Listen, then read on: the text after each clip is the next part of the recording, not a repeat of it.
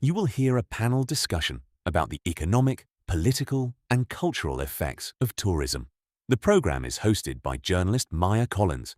Her guests are tourism economist Dr. Sophia Marin, public policy specialist Professor Daniel Reeves, and social anthropologist Dr. Amara Okafor. First, you have some time to look at questions 1 to 5.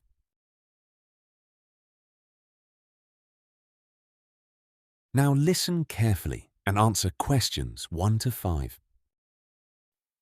Welcome to The Wider Picture, the program that examines the forces shaping modern communities. Today we are looking beyond beaches, hotels, and visitor numbers to ask a more difficult question. When tourism expands, who actually benefits? I am joined by 3 experts. Dr. Sophia Marin is an economist specializing in tourism and regional development.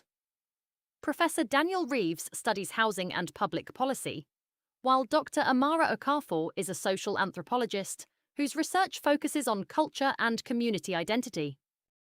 Dr. Marin, tourism is often described as an economic success story. Is that description always accurate? Not necessarily. A destination may report record visitor spending, while local families notice very little improvement in their daily lives. The key issue is where the money goes after a tourist pays for a flight, hotel, or package. If the airline, booking platform, and hotel chain are based abroad, a large proportion of that income may leave the destination almost immediately. This is known as revenue leakage.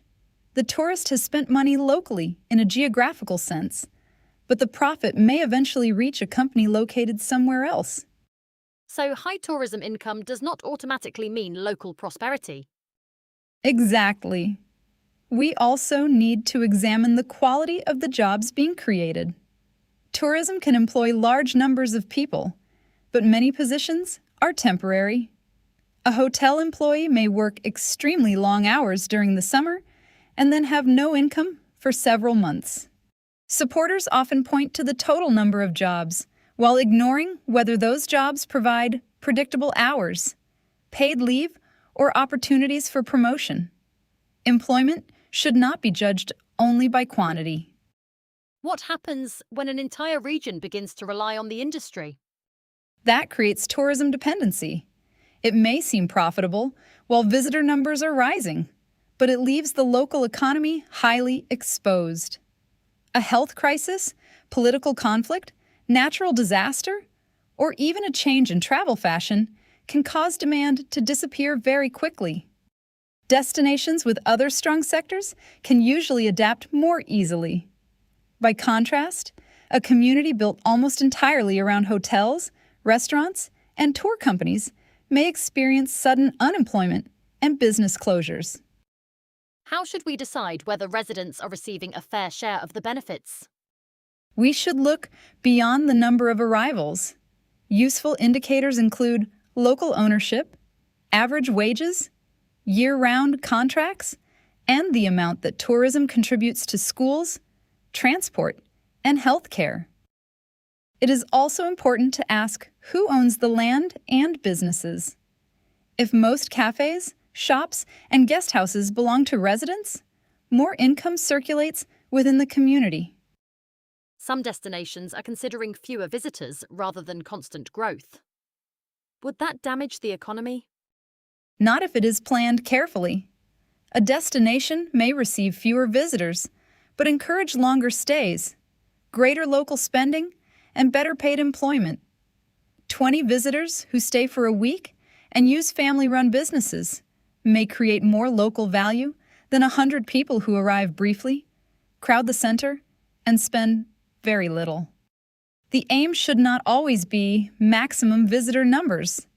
It should be a tourism model that remains economically viable while producing wider benefits.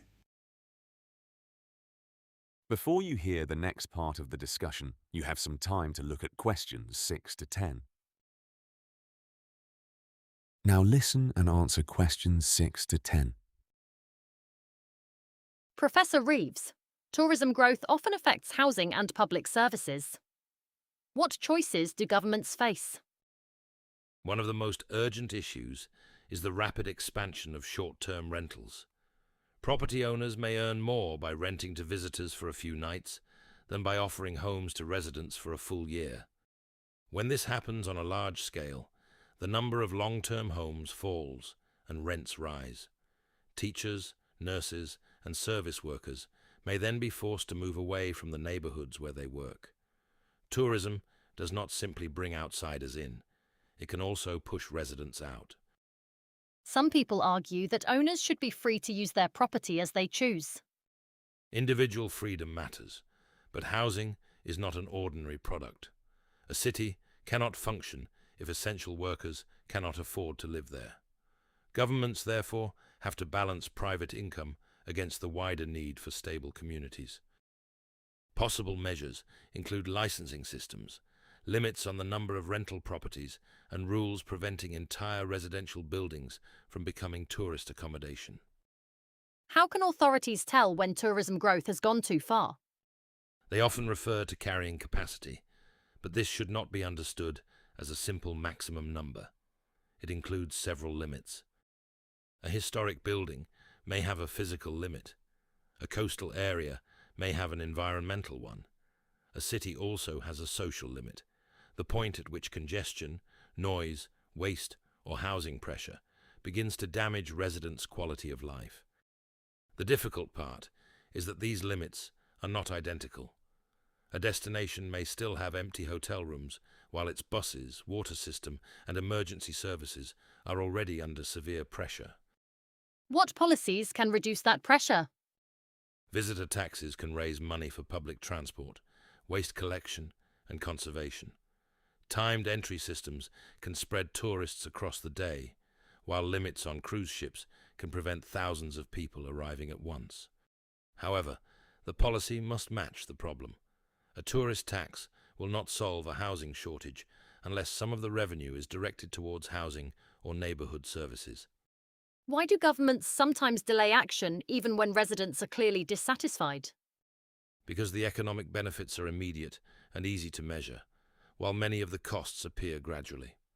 A new hotel creates visible jobs and tax income. Cultural erosion, rising rents, or pressure on local services may develop over several years. There is also strong political pressure from businesses that profit directly from tourism. Restrictions may be presented as anti-business or anti-growth, even when they are intended to protect the destination in the long term. Tourist taxes are becoming increasingly common. Are they always effective? Only when the money is used transparently. Residents are unlikely to support another charge if the revenue disappears into a general budget. Authorities should clearly explain how much was collected and which projects were funded. When the money is protected for specific purposes, such as public transport, environmental repair, or affordable housing, the policy is easier to defend, and its impact can be measured.